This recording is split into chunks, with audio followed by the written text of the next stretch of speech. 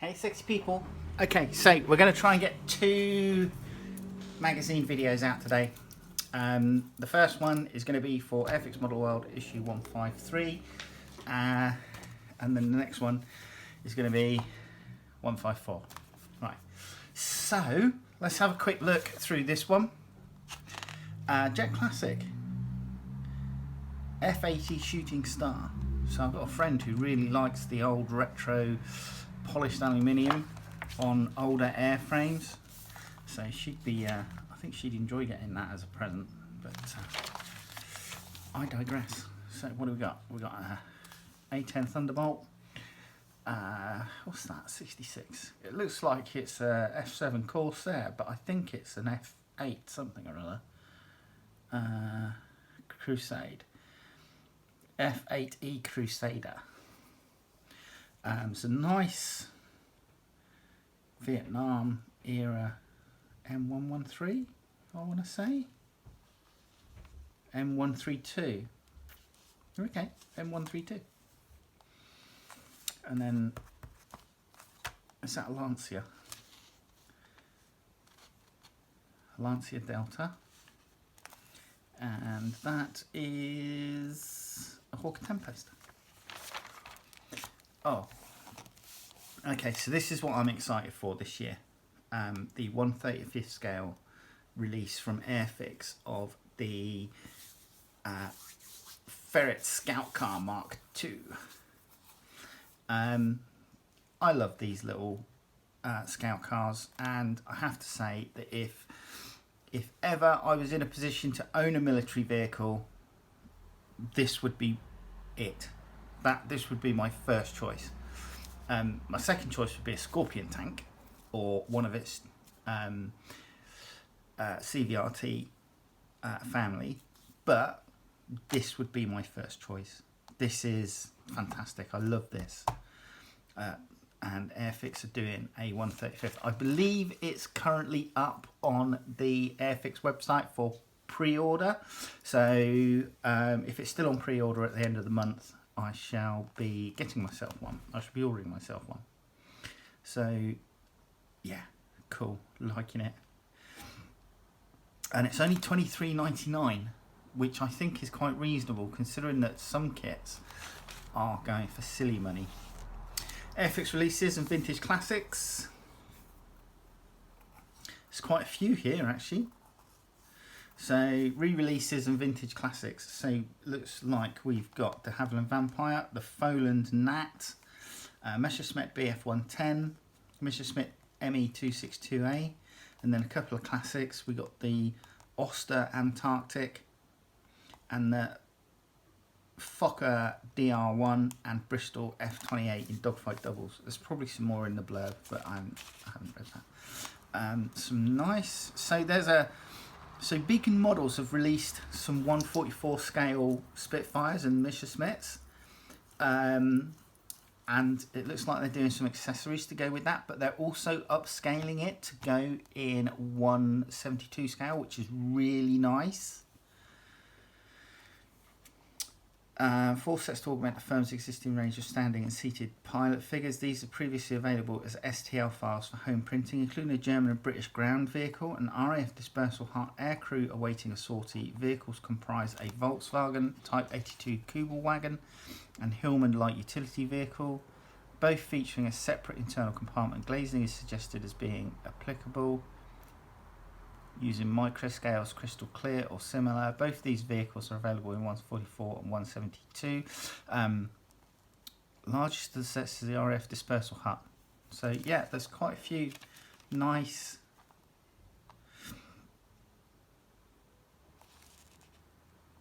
figures. They'd look really good as a diorama.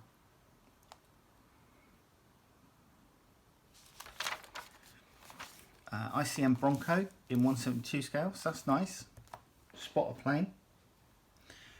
Thunder Model 1/35 scale Morris Bofors C9B late. So this is looks like a Bofors chassis with the, a Morris chassis with the Bofors anti-tank gun, anti-aircraft gun on it. Anti-tank gun. Get my English right today.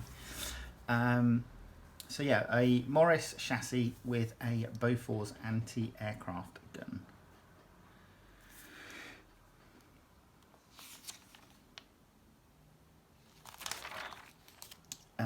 Obviously this is late coming out, so I won't do these. Hella. Oh, this looks nice. What's this? 2 kits.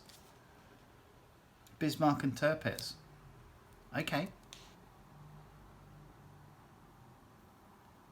Okay, so Hella are releasing a double kit of Bismarck and Tirpitz together. That's nice. Bert time. So the A10. This is Mike Williams couldn't wait to see what was inside Academy's new tool, 148 scale A10C Warthog kit.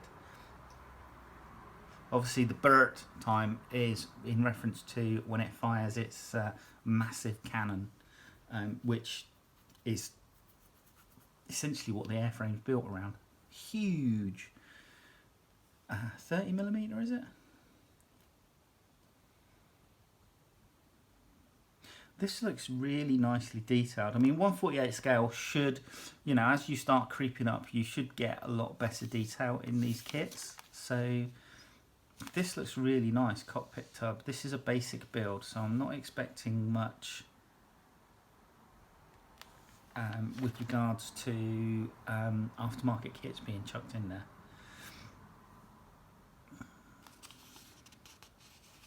Loving the artwork on the engine nozzles here of a flying tiger.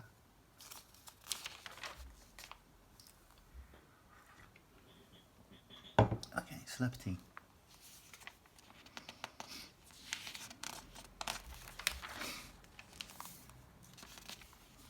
So I've seen the A10 in action, a firepower demonstration, and yeah, it does just literally sound like that.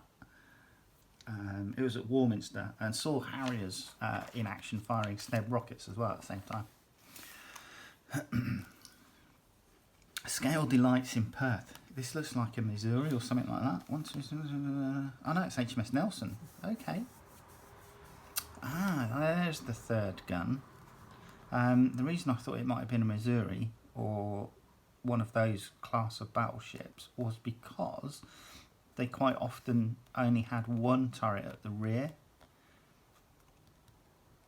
if I remember rightly. I don't think it's got 4.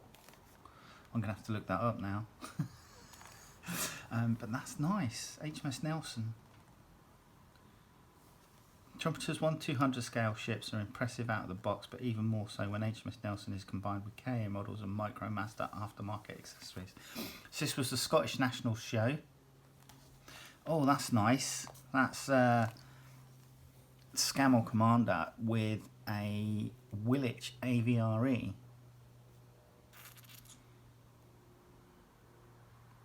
That looks like a Challenger chassis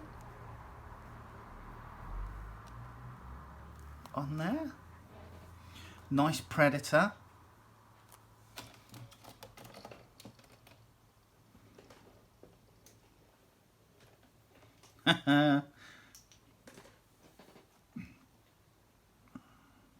Somebody's made a Thomas the TIE Fighter.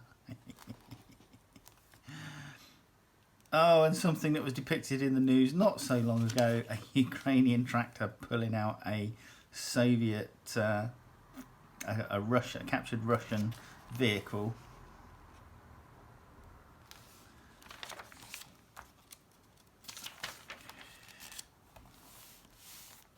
Right, special stage superstar, the Lancia.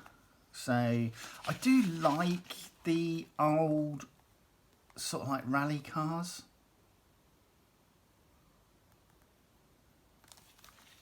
So this one's a 112 kit from Italeri.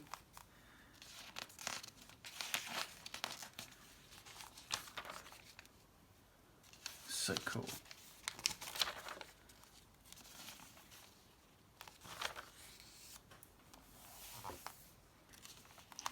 The roll cage structure in there. So I wonder if you can just, if you would be able to just pop on the body so that you could take it on and off to see underneath. That would be really nice. Oh, what do we have here? This looks like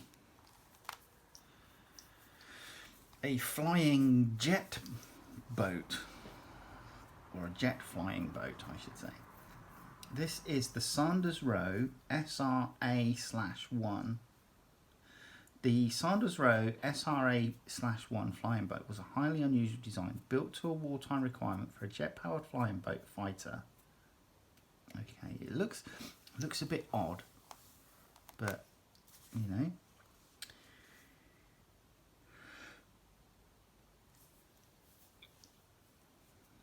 Slow progress on the project meant the first prototype, which was often referred to as the Squirt by engineers, didn't fly until 1947, and by that time its performance was inferior to contemporary combat aircraft, and the RAF decided it was surplus to requirements. So there you go. Look, it's very much got a shape of like cartoon aircraft.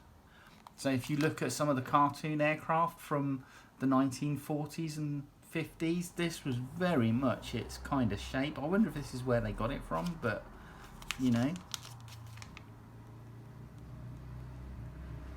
that's just a really weird design.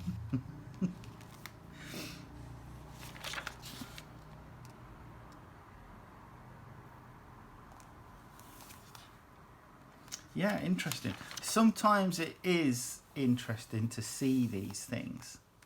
And you may only find out about potential, you know, sometimes you only find out about these potential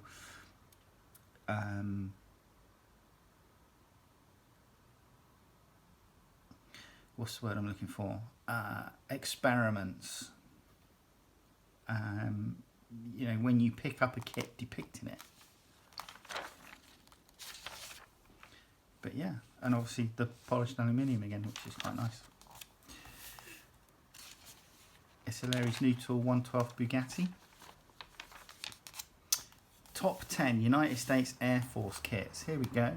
So I think we mentioned this in the last video for this magazine about the 75th United States Air Force anniversary. So, best for starting point, best for small scale accuracy, best for saving display space. A Rockwell B1B Lancer in 1/144 scale. Best for Viper variation, best for latest assets, best for display potential, a U2. Best for making a statement, the SR-71 Blackbird. Best for large scale detail. So this is 132 scale Sky Raider there. So the Sky Raider is the forerunner to the A10. So when they came up with an A10, they wanted it to replace the Sky Raider. And the Sky Raider, especially during Vietnam, had a very long loiter capability, which meant it could hang around in the airspace over battlefields, you know, to be able to then, when it was called on, give the close-in air support. Best for capturing a classic, and best for Delta era delight. So there you go. Trippel the Fun. So this is a Swimwagen. Now this is a different chassis to the classic Kugelwagen Swimwagen. Swimwagen Trippel SG6/38 from Das Werk, 135 scale, £33.95. So this is a quite a small kit, probably just a little bit smaller than perhaps the Ferret Scout car that we looked at, but it's, you know, 10 quid more, 11 quid more, from albionhobbies.com. But it looks, it's a really nice variation on the traditional Swimwagen that we tend to see. And this is like I say, quite often you will see things that you wouldn't necessarily come across in real life, because there's not many examples of it still in existence, but you'll come across things like this because an unusual example has been found, so they make a model of it, and I think that's really great.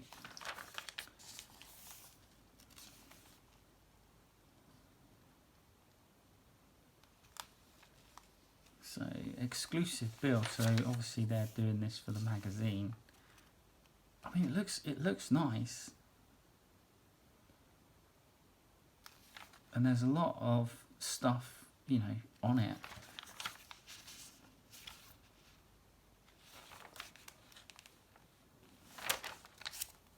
I built the Ford GPA, which was the amphibious version of the Jeep from Tamiya.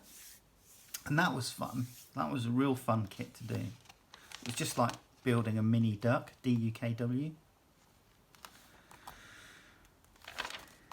Okay, right. So, North Virginia Modelers Club, Model Classic. So there's not a lot to show here, but we've got Snoopy on a surfboard. Is this a Rebel Hammerhead ship, as seen in Rogue One?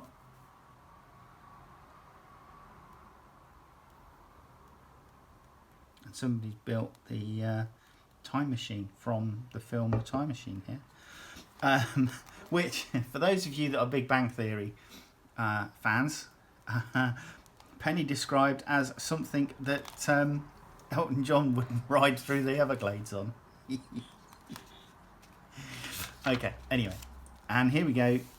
The cover artwork for this, Twinkle Twinkle, the F80C Shooting Star. It's 1/72 scale. It's a classic, vintage classic from Airfix, and they're flogging it for $10.99 at the moment. I did go on Airfix's website the other day to look at the ferret kit, which as I said was up for pre-order, and obviously if you're a club member you get your 10% discount, but it seems that Airfix haven't done a deal with Defence Discount Services for veterans to get any extra discount at the moment. I couldn't find a discount code on the DDS app, which is a shame, because I'm pretty sure I got an extra 15% off when I purchased my membership earlier this year using the DDS discount code that was available at the time.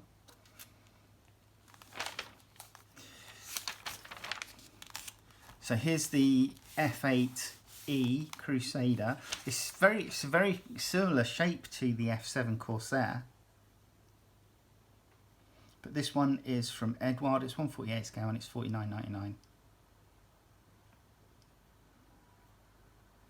A very atypical colour scheme from the 70s and early 80s United States Naval Air Force.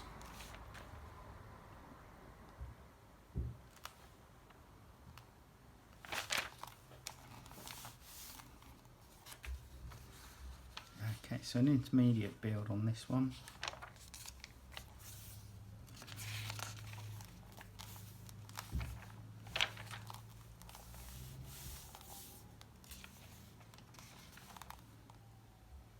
Metallic exhaust received a slight heat staining using heavily diluted 71088 French blue administered with a low pressure airbrush. That's actually quite a nice effect on the exhaust cone.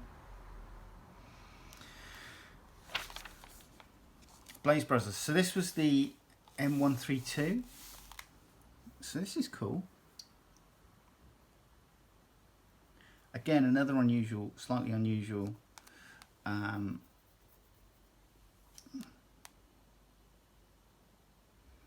unusual kit. You have to do, this is coming in as an advanced build, you have to do some trimming for this version that they're making here.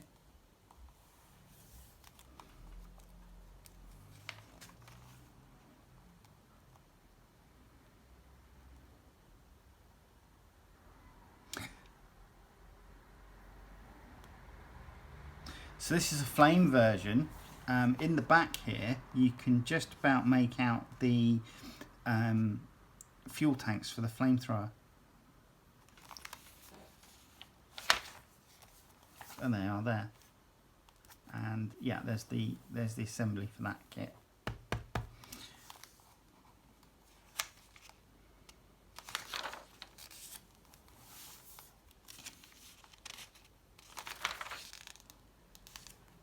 Well, that's cool.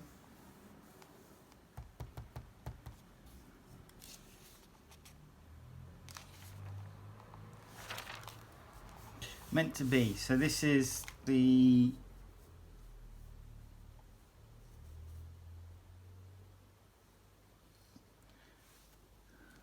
Discovering Freight Dogs 172 Hawker P1027 conversion set by chance-led Matthew Porter to construct a drawing board fighter that could have been a game changer.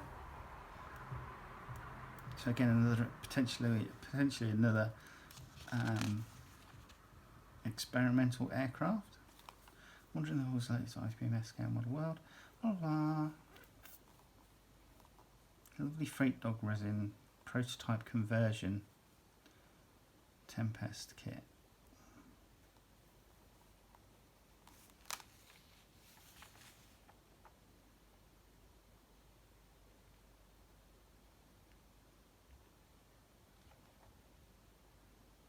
Okay.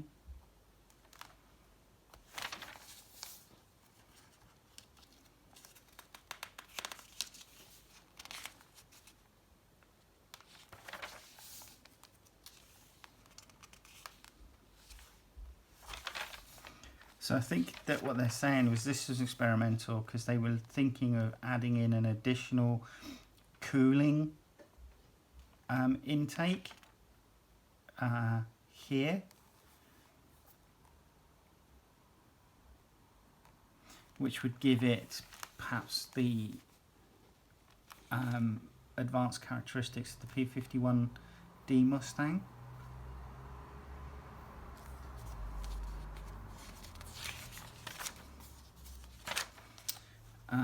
Hawker proposed a new version of its Tempest fighter, the P1027. Greater cooling would be afforded by a P51 Mustang-like ventral radiator, and the 24-cylinder liquid-cooled power plant would drive a 6-bladed contra-rotating air screw. Combined with the sleek airframe, blistering performance was promised with a top speed of approximately 500 miles per hour. Unfortunately, this spectacular machine never got off the drawing board as no prototypes were built. So there's the contra-rotating prop, and then you can just make out the additional cooling radiator underneath. So nice. Right, on the shelf, what do we got? Darkest Hour. Darkest Hour Volume 1, the Japanese Naval Offensive of the Indian Ocean, 1941, the opening moves. Single number 44, McGowan Gurevich, MiG-15 BIS.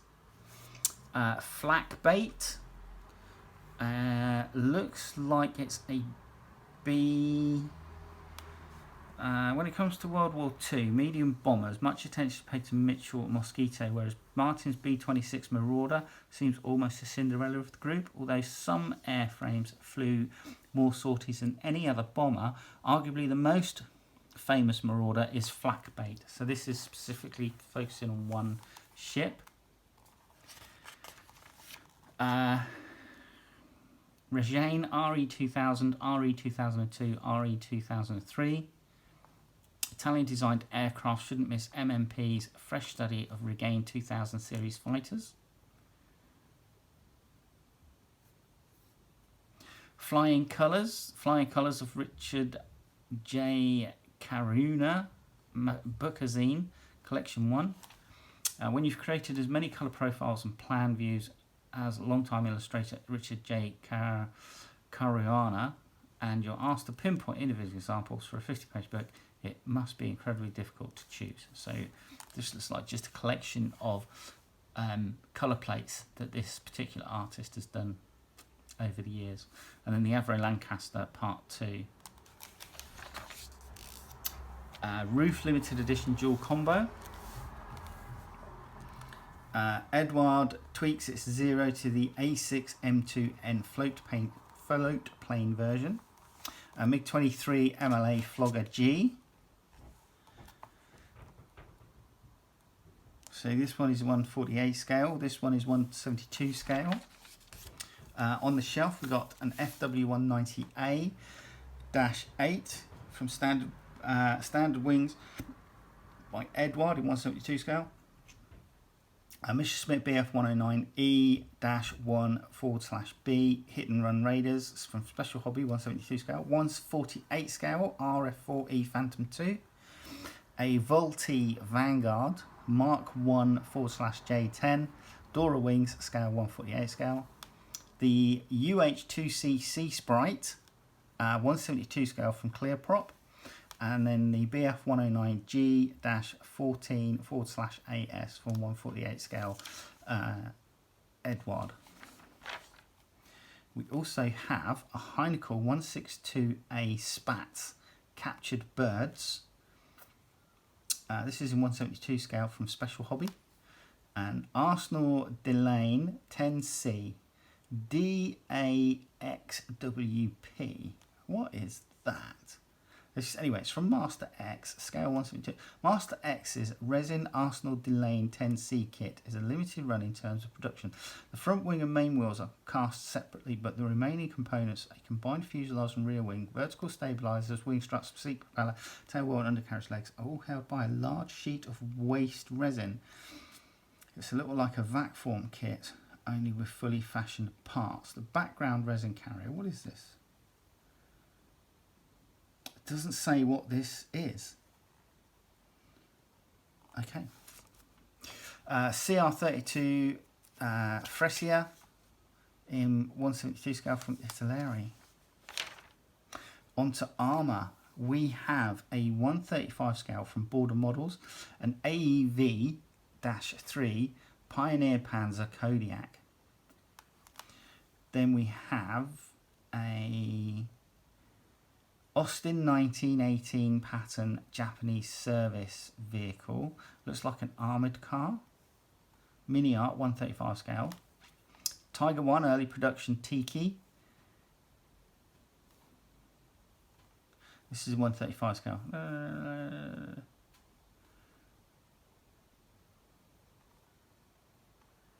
Okay. I do like the Stug. For some reason, I don't know why, I like the Stug, the assault gun Stug. Stug 3 Orth-G 1945 Alket production, Mini Art 135 scale. We then have a SE PKW KFZ 70 with Zwillings Sokol 36. So I'm assuming some sort of anti-tank. Sorry, anti-tank. Oh, there it goes again. Anti-aircraft. Weapon mount attached. ICM's latest boxing of this Horch 108 Type 40 marries the parts from the original boxing with those of the firm's Zwillingssockel 36 to recreate a less well-known version of the vehicle that could be used for anti-aircraft or fire support roles. And then the Flak Panzer IV Ostwind, which was a anti-aircraft version, and that's 135 scale from Italeri. Nissan Z, new Tamiya in 124 scale. And then we've got some aftermarket decals here for US Pacific Battles Iwo Jima Sherman tanks. FW190A, oh these are 135 scale.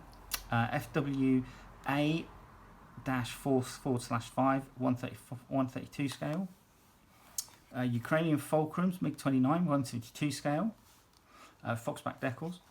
Boeing P-8 Poseidon in RAF service. So this is 172 scale decals, it's like air graphic. F-16 press to test anniversary, 148 scale, 2 bobs. And then we have the P-38J Lightning in 148 scale, Iliad decals. Armoured cars in Polish service, 1st Polish Armoured Division, 1942 to 1946. Tow row models, 148 scale, and then MiG-23 MF/ML stencils, Edward, 148 scale. Some aftermarket parts here. We've got European Farm Cart in 135 scale from Mini Art for populating dioramas. We have a tow bar from MiG 1517 and other jets. World War II British Aircraft Armament at 148 scale from ICM. That looks quite good. And then from Mini Art, an unusual thing here, it says bookshelves. Mini Art scale 135.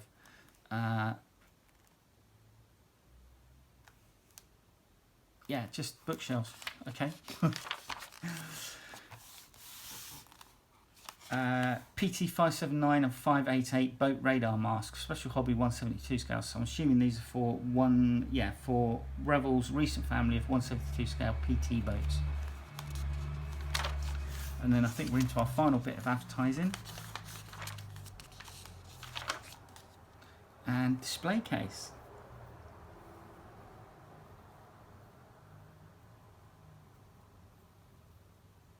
So this is nice. This is a Airfix Northrop F5 Freedom Fighter. Ron Wilkinson's unusual take on Airfix's 1966 vintage F5 Freedom Fighter was the result of the kit residing on the ledge of doom for a lengthy spell. Returning to the project, the model was finished as a parts reclamation airframe. Cool.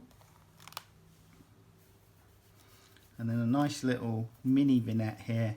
One of us is going the wrong way, two armoured vehicles meeting at a junction. So there you go, that was Airfix Model World 153. Let's get this up onto the interwebs, and then I can get the other one recording. Alright, I'll speak to you soon. Bye.